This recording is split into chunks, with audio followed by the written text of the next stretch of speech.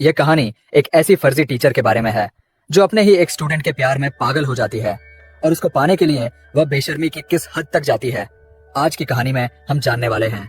तो कहानी की शुरुआत मेन हमें जेसन नाम के एक जवान लड़के को दिखाया जाता है जो एक स्टूडेंट होने के साथ साथ एक सोशल मीडिया पर्सनालिटी भी है और फेसबुक पर उसके कई सारे फॉलोअर्स भी है क्योंकि सिंगिंग जेसन के पैशन होता है। इसके बाद हमें एक कैथोलिक स्कूल को दिखाया जाता है जहां जेसन के पेरेंट्स समर वेकेशन के बाद जेसन और उसकी बहन जॉय को स्कूल छोड़ने के लिए आए हैं।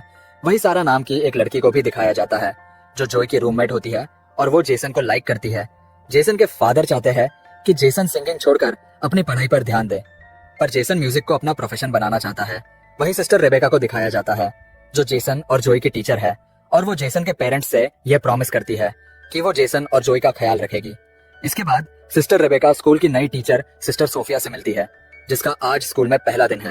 वो सोफिया को इस स्कूल के नियम कानून बताते हुए ये कहती है कि यहाँ टीचर्स के लिए प्रोटोकॉल है कि वो स्कूल में बिना मेकअप के आए। जिसके बाद सिस्टर सोफिया अपनी लिपस्टिक मिटाने लगती है। इसके बाद सिस्टर रेबेका सोफिया को पूरा स्कूल दिखाने लगती है तो वहीं पर इन्हें जेसन मिलता है। तो सिस्टर रेबेका उससे उसकी नई टीचर सिस्टर सोफिया से मिलवाती है, लेकिन सोफिया ये देखती है कि आज जेसन थोड़ा अपसेट है, जिस पर सिस्टर रेबेका उसे बताती है कि जेसन ने नशे के हालत में अपने फादर की कार का एक्सीडेंट कर दिया था। तब से जेसन के डैड उससे नाराज रहते हैं और जेसन स्टूडेंट होने के साथ साथ एक सोशल मीडिया पर्सनालिटी भी है। अब इसके बाद जैसे ही सोफिया अपने कमरे में आती है तो वो अपने लैपटॉप में जेसन को देखकर उसकी तरफ अट्रैक्ट होने लगती है और जेसन को लैपटॉप पर ही किस करती है, जिससे ये पता चलता है कि सोफिया जेसन को पहले से जानती है। अब अगले दिन वो अपनी पहली क्लास अटेंड करने जाती है और सभी स्टूडेंट को अपना इंट्रो देती है, लेकिन उसी दौरान जेसन और सारा को बात करते हुए देखकर सारा को आगे बिठा देती है, जिस पर सारा को बहुत गुस्सा आता है। लेकिन यह देखकर जेसन की बहन जॉय को थोड़ा अजीब लगता है क्योंकि कैथलिक स्कूल में टीचर इस तरह का रूड बिहेव नहीं करते हैं। अब जैसे ही सोफिया बुक ओपन करती है तो जॉय कहती है कि क्लास शुरू होने से पहले सभी प्रेयर करते हैं। जिसके बाद सोफिया खुद प्रेयर करने के बजाय वो जॉय को प्रेयर करने के लिए कहती है। जिसके बाद जॉय प्रेयर करती है और उसके साथ सारे स्टूडेंट भी प्रेयर करने लगते हैं। तभी जॉय देखती है कि सोफिया प्रेयर नहीं कर रही और वो ये बात अपने भाई जेसन को बताती है। तभी जेसन को उस समय सारा का मैसेज आता है, इसलिए वो जॉय की बात पर इतना ध्यान नहीं देता। अब स्कूल के बाद सोफिया जेसन से मिलकर पूछती है कि क्या सारा तुम्हारी गर्लफ्रेंड है? तो जेसन कहता है कि मेरी कोई गर्लफ्रेंड नहीं है। ये सुनकर सोफिया बहुत खुश होती है, पर अगली सुबह वो जेसन और सारा को किस करते हुए देख लेती है और जेसन को क्लास में भेजकर सारा को डांटने लगती है। जिस पर सारा कहती है कि तुम मुझे नहीं जानती, मैं उस आदमी की बेटी हूँ जो इस स्कूल को फंड दिया करते हैं। लेकिन सोफिया को इस बात से कोई फर्क नहीं पड़ता और वो उसे जेसन से दूर रहने के लिए कहती है। अब क्लास के बाद सोफिया जेसन को रुकने के लिए कहती है और उसे कहती है कि तुमने तो कहा कि तुम्हारी कोई गर्लफ्रेंड नहीं है, फिर तुम सारा के साथ क्या कर रहे थे? जिस पर जेसन के पास इस बात का कोई जवाब नहीं होता। जिसके बाद सोफिया कहती है कि तुम एक बार मेरे चैम्बर में आकर मिलना। अब थोड़ी देर बाद जब जेसन सोफिया से मिलने के लिए जाता है तो वो देखता है कि सोफिया अपनी बॉडी को मॉइस्चराइजर कर रही होती है। असल में सोफिया ने जानबूझकर अपने कमरे का दरवाजा खुला रखा था ताकि जेसन उसे ऐसी हालत में देखकर उसकी तरफ अट्रैक्ट हो जाए। अब अगली सुबह सोफिया जेसन से पूछती है कि वो उससे मिलने क्यों नहीं आया, जिस पर जेसन कहता है कि वो भूल गया था। अब यहाँ जेसन और जॉय को स्कूल आए हुए 1 हफ्ता हो चुका है और वीकेंड पर उनके पेरेंट्स उन्हें अपने घर लेने के लिए आए होते हैं। वही सिस्टर सोफिया का जेसन के बगैर मन नहीं लगता, इसीलिए वो सिस्टर रेबेका से अपने आंटी की तबीयत खराब होने का बहाना करके स्कूल से लीव ले लेती है। इधर घर पर जेसन अपने डैड से कहता है कि वो स्कूल से 1 साल की छुट्टी लेकर अपने पैशन पर काम करेगा, लेकिन उसके डैड चाहते हैं कि वो अपना फोकस पढ़ाई में लगाए, जिस पर इन दोनों के बीच बहस हो जाती है और जेसन नाराज होकर बाहर आ जाता है और अकेले ही बाहर गाना गा रहा होता है। इसी दौरान सोफिया अपनी कार लेकर जेसन के घर आती है और छुपकर उसकी सिंगिंग को एंजॉय कर रही होती है। तभी जेसन को सारा का कॉल आता है, जिससे सोफिया गुस्सा होने लगती है और तभी सोफिया का पैर गलती से किसी चीज से टकराता है और आवाज आने पर जेसन उसकी तरफ बढ़ने लगता है। लेकिन तभी जेसन को जॉय का मैसेज आता है और वो वापस अंदर चला जाता है। अब सोफिया किसी तरह सारा को जेसन से दूर करना चाहती है, इसलिए वो अपनी पहली चाल चलती है, जिसमें वो रात को सारा के कमरे में जाकर उसकी बुक में ड्रग्स रख देती है। लेकिन बाहर निकलते समय उसका सामना सिस्टर रेबेका से होता है तो वो उन्हें बताती है कि उसे किसी की आवाज सुनाई दे रही थी, इसीलिए वो देखने के लिए यहाँ आई थी। इसी दौरान जॉय नींद से उठ जाती है, जो सारा के रूम में ही रहती है और दोनों की बातें सुनकर उसे सोफिया पर शक होने लगता है। अब अगली सुबह क्लास में सोफिया सारे स्टूडेंट्स को वही पेज ओपन करने के लिए कहती है जिस पर उसने सारा की बुक के उसी पेज में ड्रग्स रखा था। जिसके बाद वो सारा को ड्रग्स के साथ पकड़ लेती है और उसे कहती है कि तुम्हें इसके लिए बहुत बड़ी सजा मिलेगी।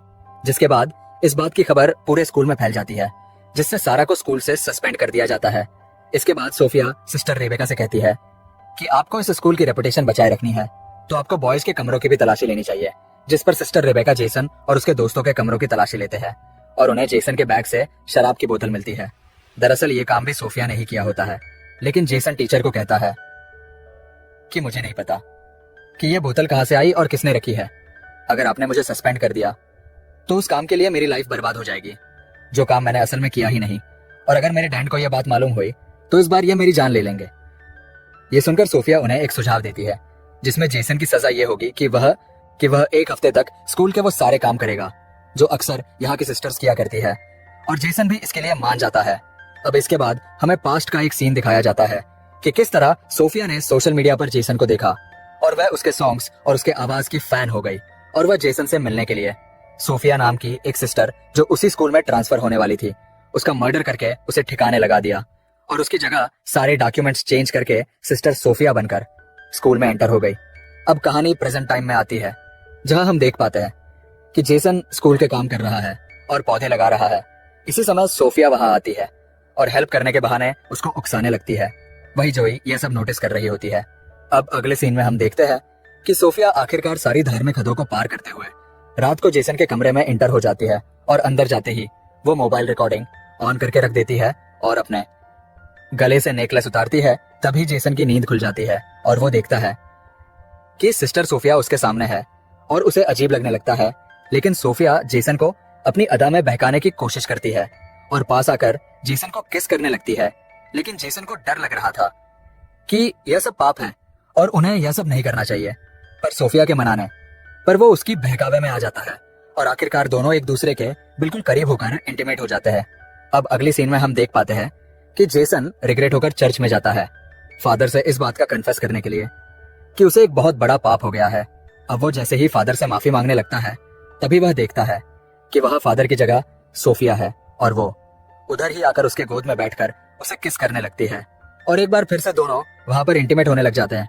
अब इस इंसिडेंट के हुए एक हफ्ता गुजर जाता है और जेसन अपने घर चला जाता है, जहां उसे सारा का मैसेज आता है जिसमें वो उसे रात की पार्टी के लिए इनवाइट करती है।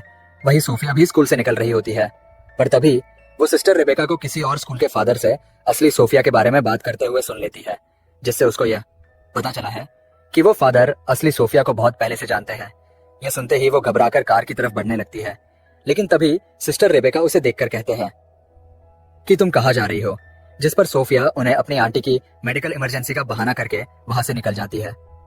अब उसी रात जेसन अपने डैड से कहता है कि वो सारा के घर पार्टी में इनवाइट है, लेकिन उसके डैड उसे जाने से मना कर देते हैं। जेसन सारा के घर जाकर काफी शराब पीता है, जिसके बाद सारा उसे एक कमरे में ले जाती है और दोनों एक दूसरे को किस करने लगते हैं। पर इसी दौरान जेसन को सोफिया के साथ किए हुए इंटीमेट सीन याद आने लगते हैं, जिसके बाद वो एक बियर बोतल लेकर वहां से निकल जाता है, लेकिन उसको पुलिस खुलेआम बियर की बोतल के साथ पकड़ लेते हैं। पर तभी वहां सोफिया आकर पुलिस को बताती है कि जेसन मेंटली काफी डिस्टर्ब है और उन्हें वो कन्विंस करती है कि वो जेसन को जाने दे, जिसके बाद सोफिया की बात मानकर पुलिस उसे जाने देती है। अब जेसन सोफिया से कहता है कि वो नशे की हालत में घर नहीं जा सकता, इसलिए सोफिया उसे होटल के एक रूम में ले जाती है।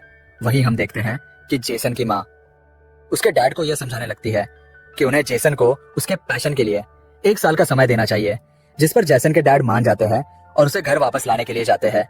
वहीं इधर जेसन को रूम में लेकर आने के बाद सोफिया अपने कपड़े उतारने लगती है ताकि दोनों फिर से इंटीमेट हो सके, पर जेसन को शक होने लगता है कि वो हर जगह उसे फॉलो कर रही है और वो कहता है कि हम दोनों ने आज तक जो भी किया वो वाकई में एक बहुत बड़ा पाप है और मैं इस रिग्रेट से बाहर नहीं निकल पा रहा हूँ और अब आगे से हम दोनों ये सब कभी नहीं करेंगे। लेकिन सोफिया कहती है कि हम दोनों के बीच काफी सिमिलैरिटी है और हम दोनों के ही डेड हमें नहीं समझाते और हम दोनों एक दूसरे से मिले ही इसलिए कि दोनों एक दूसरे के साथ रह सके। लेकिन जेसन सोफिया की कोई बात नहीं मानता और वो सोफिया को उधर ही छोड़कर चला जाता है, जिससे सोफिया को बहुत गुस्सा आता है।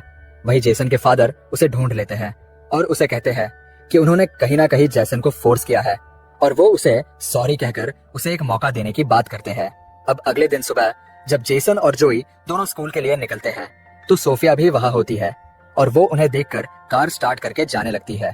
तभी जोई उस कार को देख लेती है और स्कूल आकर उस कार को ढूंढ भी लेती है और नंबर के जरिए ऑनलाइन चेक करती है, जिससे उसे पता चलता है कि वो कार सोफिया के नाम पर ही रजिस्टर है।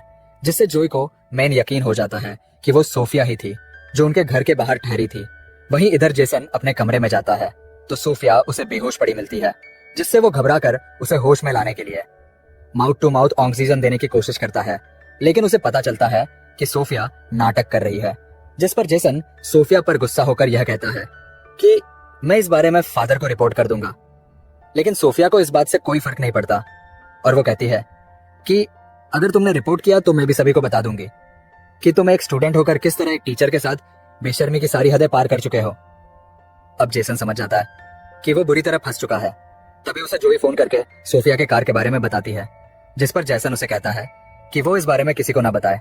अब आगे हम देखते हैं कि क्लास में प्रेयर के बाद सिस्टर रेबेका सारा को दोबारा वापस लेकर आई है, जिससे सोफिया को बहुत गुस्सा आता है और क्लास के बाहर सोफिया सिस्टर रेबेका को नियम समझाने लगती है कि किस तरह आप सारा को वापस स्कूल में परमिशन दे सकती है। जिस पर सिस्टर रेबेका कहती है कि तुम मुझे नियम कानून मत सिखाओ, मुझे पता है कि क्या करना चाहिए और क्या नहीं, और तुम पहले प्रेयर करना सीखो।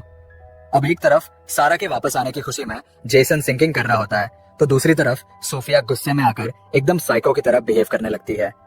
इसके बाद हम देखते हैं कि सारा जब नहा रही थी तो सोफिया वहां जाकर उसके सर दीवार पर मार मार के उसकी जान ले लेती है और फिर साबुन गिराकर इस मर्डर को एक नॉर्मल एक्सीडेंट की तरह दिखाने की कोशिश करती है। इसके बाद जब जोई नहाने के लिए जाती है तो वो सारा को मरी हुई देखकर चिल्लाने लगती है। इसके बाद सारा की बॉडी को पोस्टमार्टम के लिए ले जाया जाता है। इसी दौरान सारा की लाश देखकर जोई ये कह रही होती है कि इतने सालों में शावर लेते समय कभी भी ऐसा नहीं हुआ, यहाँ कुछ ना कुछ तो गड़बड़ जरूर हुआ है। अब अगले दिन चर्च में प्रेयर करने के बाद जब सोफिया बाहर आती है तो जेसन सोफिया से कहता है कि जरूर तुमने कुछ किया होगा, जिस पर सोफिया कहती है कि पुलिस ने इसको एक एक्सीडेंट डिक्लेयर कर दिया है और वैसे भी यहाँ कोई गुनहगार नहीं है और सबसे बड़े गुनहगार तो तुम हो जिसने एक नन के साथ संभोग किया है।